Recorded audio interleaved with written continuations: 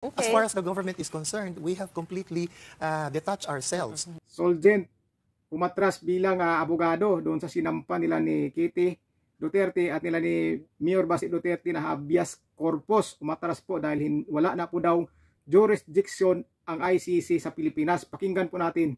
Nakatanggap daw ng impormasyon si former Presidential Legal Counsel Salvador Panelo na tumanggi ang Office of the Solicitor General na kumatawan para sa mga respondent laban sa habeas corpus petition na inihain ng magkakapatid na Duterte sa Korte Suprema para pauwiin dito sa Pilipinas si dating Pangulong Duterte. Ito raw ay dahil sa paninindigan mismo ng Solgen na walang jurisdiction ang ICC sa bansa. Kaugnay niyan at ng paghahanda rin ng kanilang kampo para sa susunod na pagharap ni dating Pangulong Rodrigo Duterte sa ICC. Magkakausap natin si former Chief Presidential Legal Counsel, Attorney Salvador Panelo. Attorney Sal, magandang tanghali po. Attorney Sal? Yeah, I can hear. Alright, medyo pihit lamang po tayo ng kaunti, Attorney Panelo, at nagpuputol-putol po ang inyong komunikasyon. Sige, eto, hindi, mobile ako ako yung nag-drive. Okay, medyo nagpuputol-putol lamang po. Pero ito, pag-usapan muna natin, ito pong inyong impormasyon na nakuha na sagot daw ng Solgen. May we know po kung sino po ang inyong source on this? Palagay ko nasa website na yan ng Supreme Court kasi yung araw na ito magpapahil ng manifestation o comment kasi ang Solgen abogado ng mga opisyal sa gobyerno nagkahabla mo kaugnay sa official action na kaya talaga silang abogado pero sa halip na magbigay sila ng komentaryo humingi sila ng permiso na hindi maaaring maging abogado nitong mga dinimanda namin. Pagkatangayin sa kanila, taliwas ito sa posisyon ng Office of the Solicitor General na walang jurisdiction sa ating bansa. Okay. Sino po ang sinasabi tinutukoy ng mga respondents po dito? Ito po ba yung sila Executive Secretary Bersamin, Secretary Remulla? Tama po ba? Yes. Lahat ng mga dinimanda sa petition for a writ of habeas corpus. Alright. So, ang sinasabi po ng Solgen ay umatras po ang Solgen o umaatras ang Solgen sa pagre-representa dito nga po sa mga respondents. Ito po yung mga... dahil sa... Ang ibig sabihin niya... Opo. Ang ibig sabihin lang niya ay tumatanggi na gawin ang kanilang tungkulin aligang batas na i-represent ang gobyerno. Kasi habang tungkulin na ipagtanggol ang posisyon ng gobyerno, hindi po pwede kahit illegal ipagtatanggol mo. At yan nangyari na yan. Tatandaan mo sa panahon nung ang Solgen ay si Frank Chavez, meron din siyang pagkakataon na ayaw na rin ipagtanggol dahil sa kanyang paniniwala, illegal ang ginagawa ng gobyerno, kaya hindi siya nagtanggol at pinayagan siya ng Korte Suprema. Ganun din dito. Kasi ang mangyayari dyan, illegal ang ginawa ng mga respondents dahil na pinatupad nila, di ba? Pinatupad nila ang warrant of arrest na galing sa ICC na walang jurisdiction. Gobyerno. Ang ginawa ng mga opisyales, laban sa salig ng batas, laban sa posisyon, mananagot ka. Pag nagkatimandahan sa illegality, hindi kasama ka doon. Attorney Panelo, kung tumatanggi po ang Solgen na i-represent po itong mga respondents, pwede po ba silang kumuha ng ibang magre-represent sa kanila maliban po sa Solgen? Oo, magawa sila ng kanilang mga pwede pa rin. abogado. Opo. Pwede pa rin. Pwede rin silang i-represent ng DOJ. Pero napakabigat ng implikasyon. Alright. Kasi admission ng gobyerno. Abogado ng gobyerno na illegal. Walang jurisdiction. Sinabi mo walang jurisdiction. lahat ng ginawa ng dito sa atin at lahat ng ginawa ng gobyerno, kapagtulong, hindi lang kapagtulong ang ginawa niya, pwede illegal din. Ayaw nilang maging bahagi. At pinagkakapuri ng project sapagkat habang binabaki ito Wala. eh nakita natin ngayon na nangintigan siya. Sapagkat ang soldier, ito nga ang abogado dyan, sila lamang ang mga kawani ng gobyerno ngayon na lantarang sinasabi na mali. Effectively, yun ang implication ng mali kayo dyan. Sapagkat walang jurisdiction. Attorney Panelo? Yes, yes. Alright, sorry, napuputol-putol po kayo ng pakonti-konti. So ngayon po, ang mangyayari ay sumagot ang Solgen, so kailangan sumagot ng isa-isa nitong mga respondents kayo with their respective lawyers. Pwede namang isang radyo lang at sa kanila. Alright. Pero, okay.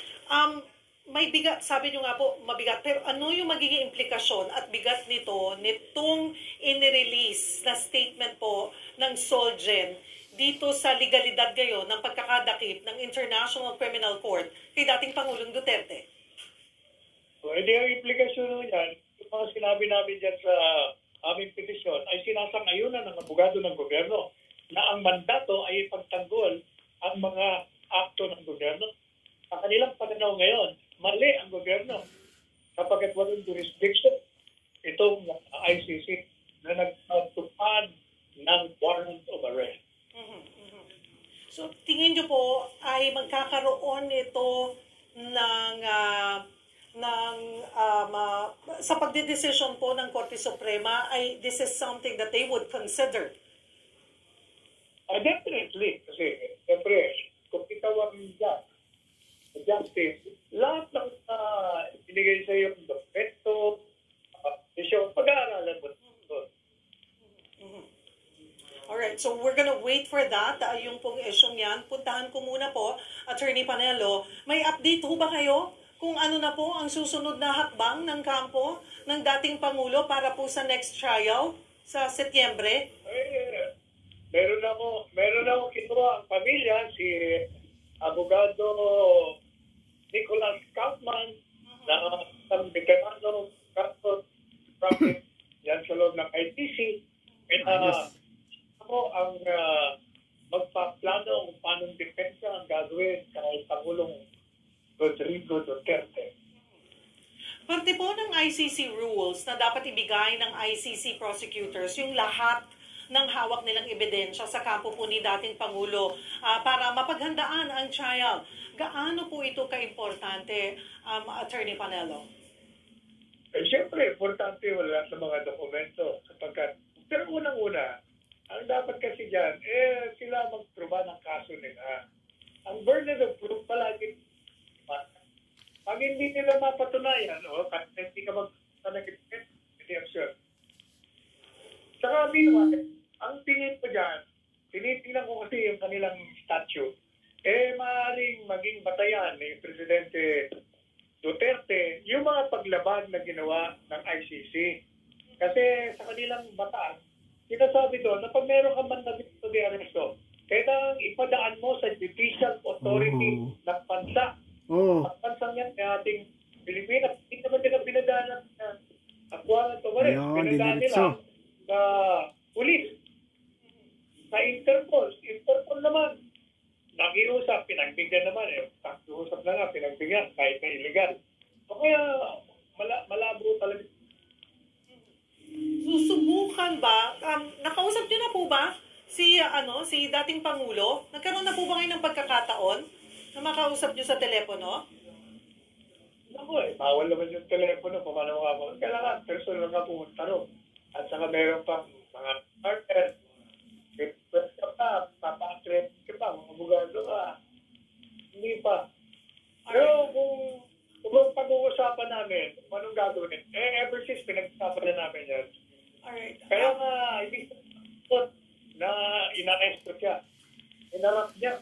Kapag mula sa pulis, wala ka yung jurisdiction sa akin at sa bansang ito. Ever since na posisyon niya. Kaya hindi ka taka-taka na hindi ka natakot at hinarap niya pala. Hala.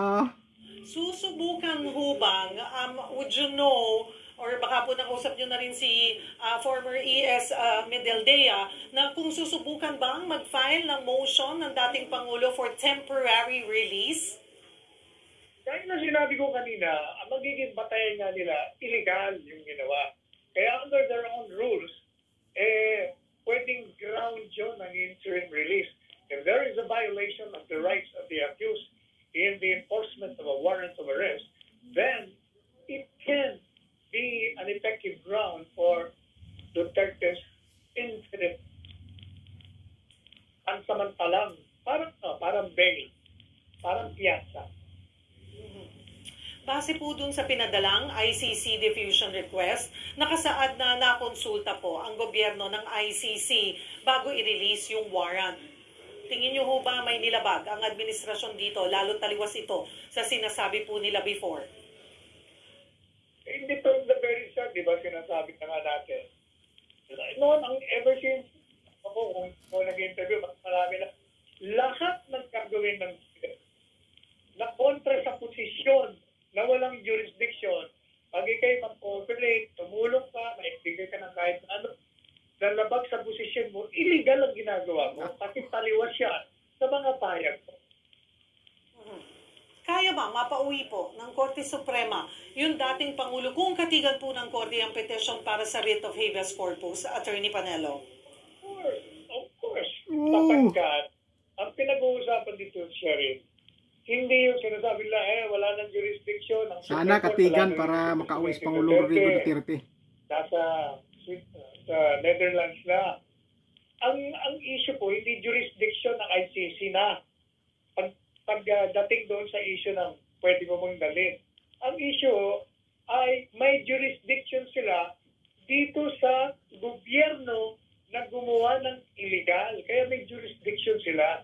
Ang illegal na akto ng isang gobyerno o fiscalis ng gobyerno ay hindi makakawala sila sa accountability sapagkat the illegal act follows it or them wherever it or they go. Kaya may jurisdiction. Lalong-lalo pa, inaamin pa ng gobyerno, ng abogadong gobyerno, na talagang walang jurisdiction o di illegal talaga may jurisdiction.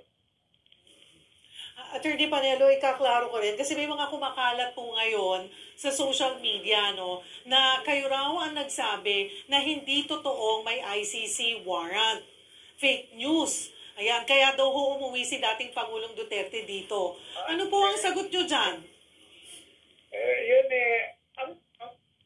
Nung sinabi kong walang, sinasabi ko maaaring i-consider na fake news, sapagkat, tingnan niyo mga interview. Unang-una, ano hindi magiging fake news yan? Hindi naman inaamin ng ICC. Hindi rin inaamin ng Special Prosecutor. Yung sinasabi ng gobyerno na wala silang alam. O di fake news. Ba, alam nyo, si Presidente Duterte, gaya ng sabi ko, mulat sa ball, hindi niya tatakasan yan. Kaya noon pa sinasabi nila, kipik, nandyan yan, hindi uurungan yan sapagkat handa siya na harapin. Hindi ba? Ang daming pumipigil sa kanya sa Hong Kong, huwag ka pumipig sa Pilipinas. Alam niya. Pero nung sabi na, hindi, hahanapin ko yan. Naninindigan ako. Wala akong ginawang kasalanan. Alam mo sabihin nyo, kasalanan ko, sikul ko. Ganun ang prescription. So, immaterial lahat ang mga pinag-uusapan ng activity. Ang importante sa kanya, maninindigan siya sa kanya mga posisyon bilang presidente. At saka ang katotohanan niya, talaga namang politika dito si Shirley. Talaga namang tinarget na nila, pinagplanuhan nila. Alam din ni Presidente Duterte yan. Sinasabi niya na rin na talagang target niyo ako at ang anak ko. Hindi ako patitinag sa posisyon ko. Hindi kami susuko sa inyo, maninindigan kami. Idemanda niyo na, pakulong niyo na, pakait basta. Yun na. Attorney Panelo, puntahan ko rin yung sa inyo ni Attorney Harry Roque. Usap-usapan kasi yung komento nyo ng ihu nyo si Harry Roque, si Attorney Harry Roque. Sino yun? Hindi nyo pa rin ba kilala? Magkasama kayo sa Malacanang. Alam mo, Ano hindi ho ba pa talaga? hindi pa rin magkasama kayo, magkakala kayo, kung magkaibigan. So, pagkaya mo, nandiyan ka sa studio mo, ilan sa tao dyan, kilala mo o kaibigan mo. Di ba? Natural lang yun. So, ang sinasabi nyo, you know him. I mean, Huwag yung lagyan ng balik. Basta, yun na yun. Koloko to si ano po Cyril. ang inyong masasabi sa plano po ni Senator Amy Marcos na paimbestigahan ang pag-aresto po sa dating Pangulo? Gaya nung sinabi ko na, di ba, balat kayo pala. Buhay sa mundo, balat kayo. Unang-una, hindi dapat imbestigahan. Ano yung imbestigahan niya? Para nang malaman kung legal. Sus Maria Joseph. Siya ay tapos ng abogasya. Hindi siya abogado, hindi siya, no? Pero nagtapos siya ng abogasya. Alam niyang illegal. Katunayan nga, hindi siya kasama sa rally. Kasi hindi niya kasi mura yung gano'n. Ano ba tawag mo doon? Illegal. Kitang-kita na nga. Ano pang i-investigahan mo? Para malaman mo kung illegal. Kumbaga, sobrang na, maliwanag sa isang araw na illegal nga. Kaya gagawin ko lang yan, publicity lang yan dahil kandidato nga. Attorney Panelo, panghuli na lamang, balikan ko po yung statement ng Solgen, na inilabas nilang statement na hindi nila irerepresenta itong mga respondents. Sa inyo pong panig, with this statement, meron mo ba kayong pinaplano pang another move or kailangan isumite or isasubmit sa Korte Suprema para po mas mapalakas yung inyo pong petisyon? Bago pa ako sila nagsabit ng kanilang manifestation, meron lang kaming dagdag na komentaryo. Meron kaming dagdag na manifestation. Pinagtao namin nung isang araw pa. Ano po yung laman nun, attorney? Pandagdag ko sa mga artista na. So ayun. Dinig na dinig naman po natin ang mga sinasabi ni Atty. Panelo, di ba? Umatras po ang Solgen. Di ba? Umatras. Kaya basahin po natin dito yung mga comment ng mga tao. Ang unang comment dito, ang sabi, manindigan kayong mga ahensya ng gobyerno sa tama. Good job, Solgen. Bah, talagang hinangaan si Solgen. Talagang marami po talaga humanga sa kanya. Ang pangalawang comment, salamat, the office of Solgen has not lost its dignity. May pag-asa ang Pilipino. All glory to God. O di ba? Pinuri siya. Pinuri siya ng taong bayan. Ito pa ang pangatlo. Thank you, Solgen. Sana matulungan nyo ang buong Pilipinas laban sa mapang-abusong gobyerno. Talagang pinupuri si Solgen. O di ba? Talagang pinupuri po talaga si Solgen. Pinupuri siya. Sabi pa dito ng isa, salute to you, sir. Hindi po kayo katulad ng iba, mga traidor ng bayan. Huwag ninyo sirain ang prinsipyo nyo. Ipaglaban nyo po ang tama para sa bayan. Sabi naman itong isa, to God be the glory. Saludo po ako sa inyo, Atty. Guevara, sa inyong tamang desisyon. Ito namang isa, salamat naman, Atty. Guevara. May natira pa rin na matino na abogado na nandyan sa gobyerno. Sunod naman, tama ka, Atty. Salot, Atty. Panelo. Salamat po, Atty. Grabe. Pinuri po si Atty. Guevara. Grabe pong pagpupuri ng taong bayan kay Solicitor General Guevara, Atty. Guevara. Grabe. Dahil sa ginawa niyang hindi niya kinatawanan yung mga tao na sinampahan ng habeas corpus nila ni Kitty at nila ni Mayor Baste. Good job po, Atty. Solgen. Good job. Yan po dapat ang dapat gawin sa nanungkulan sa gobyerno. Talagang ituwid po talaga ang gawin po talaga ang tama. Sundin po talaga ang tama. Ituwid ang baluktot. Kaya good job po, Atty. Guevara. Maraming salamat po. hindi po ninyo kinukonsinti yung mga ganyang bagay. Dahil mismo na po si Atty. Guevara o Ansolgen na po nagsabi na wala na pong jurisdiction ang ICC sa Pilipinas, kaya hindi po niya pinangatawanan, kaya hindi po niya pinursige na pangatawanan yung habeas corpus na sinampa sa mga nag-aresto o nanghuli kay Pangulong Rodrigo Duterte. Kaya good job po, maraming salamat sa inyo. So, mga kababayan, good news po yun mga kababayan para sa atin na nagmamahagi Pangulong Rodrigo Duterte. Naka 1 point po tayo doon, ka 1 point po tayo.